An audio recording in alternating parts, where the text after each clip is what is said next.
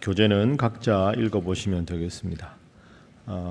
9장과 10장은 우리가 어제 읽은 말씀 생각해보면 학사 겸 제사장인 에스라가 모든 백성들을 모아서 하나님의 말씀을 들었습니다.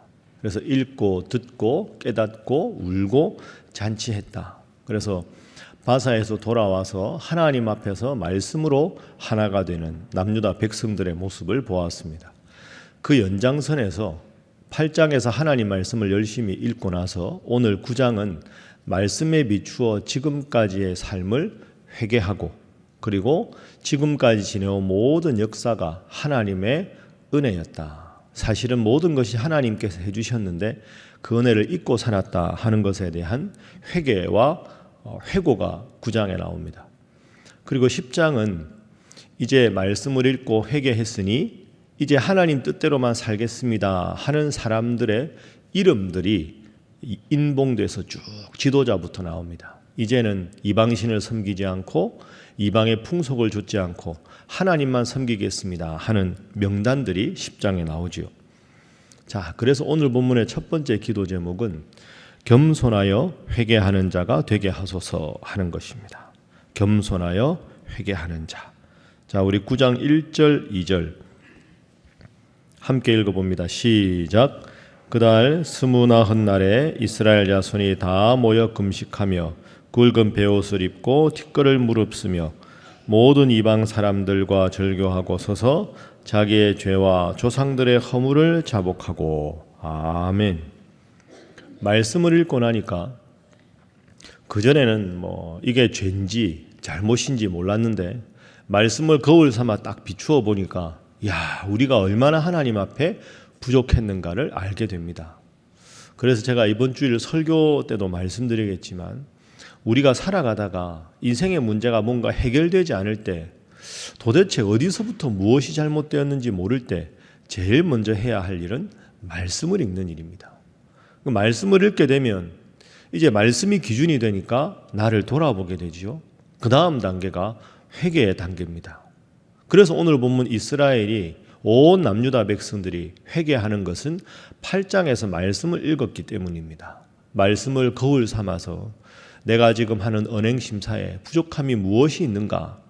다른 사람에게 기준을 두지 말고 지금까지 살아온 내 삶의 기준을 두지 말고 항상 말씀의 기준을 두고 겸손하게 회개하는 여러분 모두가 되시기를 주님 이름으로 부탁합니다. 자, 두 번째 교훈은 늘 은혜를 고백하게 하소서 하는 것입니다. 말씀을 읽고 회개하다 보니까 이 모든 게 하나님 은혜였는데 그걸 잊고 살았구나 하는 걸 남유다 온 백성이 깨달았습니다. 자, 9장 7절 이하에 보시면 이렇게 말합니다. 주는 하나님 여호와시라 옛적에 아브람을 택하시고 갈대아 우르에서 인도하여 내시고 아브라함이라는 이름을 주시고. 쭉 9장 7절부터 9장 마지막 절까지 전체는 지금까지 몰랐는데 하나님 은혜다라는 것을 깨닫고 나서 보니까 먼 옛날 아브라함부터 지금 포로 생활하다 돌아온 지금까지 모든 것이 다 하나님의 은혜로 된 일이다 하는 걸 고백한 겁니다. 자, 여러분, 이 9장은 지금까지 어조와는 아주 다릅니다. 우리가 지금 읽어오는 느헤미야서는 기본적으로 이런 마음이 깔려 있어요. 우리가 성전을 지으니까 복을 주시겠지. 우리가 성벽을 수축했으니까 복을 주시겠지. 우리가 이제 고향 땅 돌아왔으니까 이방 땅이 아니니까 복을 주시겠지. 우리가 열심히 살면 복을 주시겠지. 그러니까 지금까지는 우리가 이만큼 하면 복을 주실 거야. 우리가 이만큼 서면 다시 하나님이 회복시키실 거야.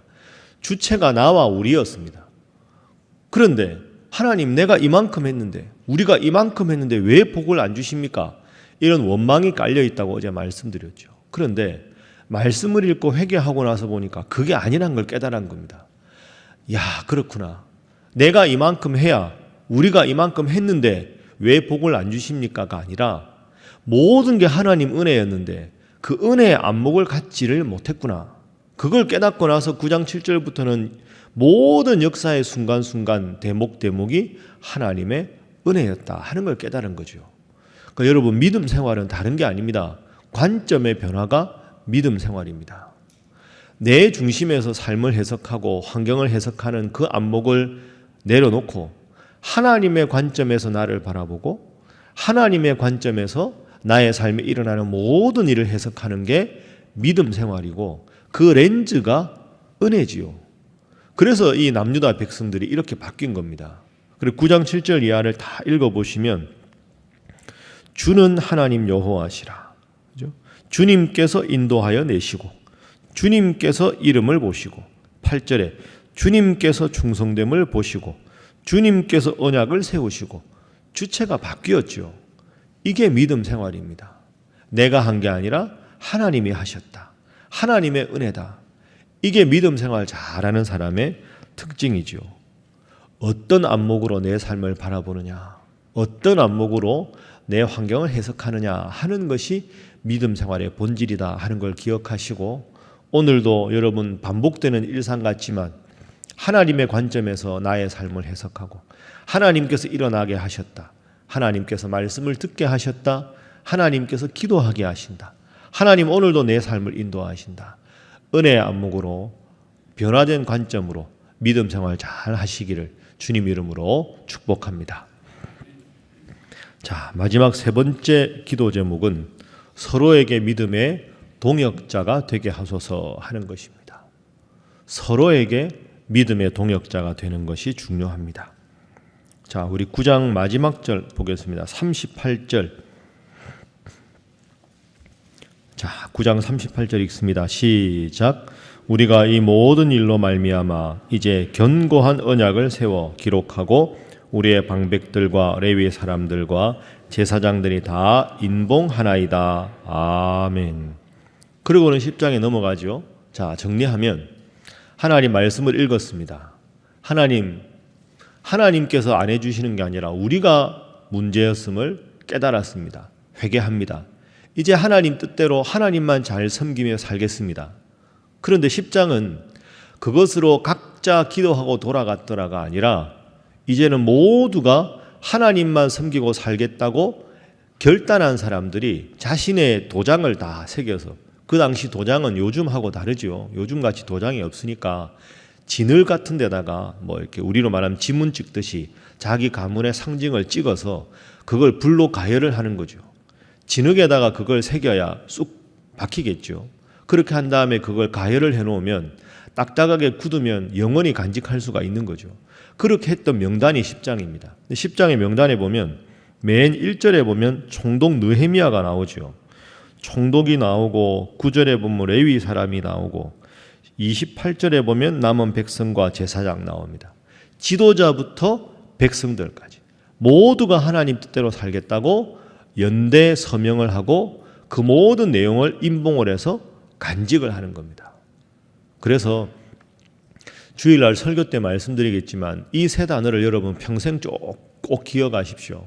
제가 다시 말씀드리겠지만 내 인생의 문제가 풀리지 않을 때, 내 인생의 위기 상황이 될 때 어떻게 우리가 위기를 극복할까? 8장, 9장, 10장 키워드가 3개입니다. 이 순서를 잘 외우시죠. 따라하겠습니다. 말씀, 회개, 결단. 이 3가지를 평생 기억하십시오. 뭐가 문제일까 할 때 다른 거 하지 마시고요.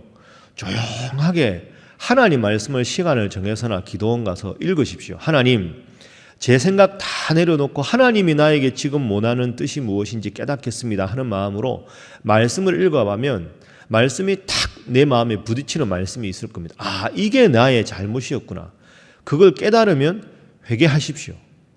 회개한 다음에는 하나님 그럼 앞으로 이렇게 살겠습니다 하고 결단하는 겁니다.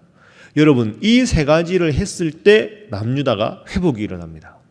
말씀과 회개와 결단.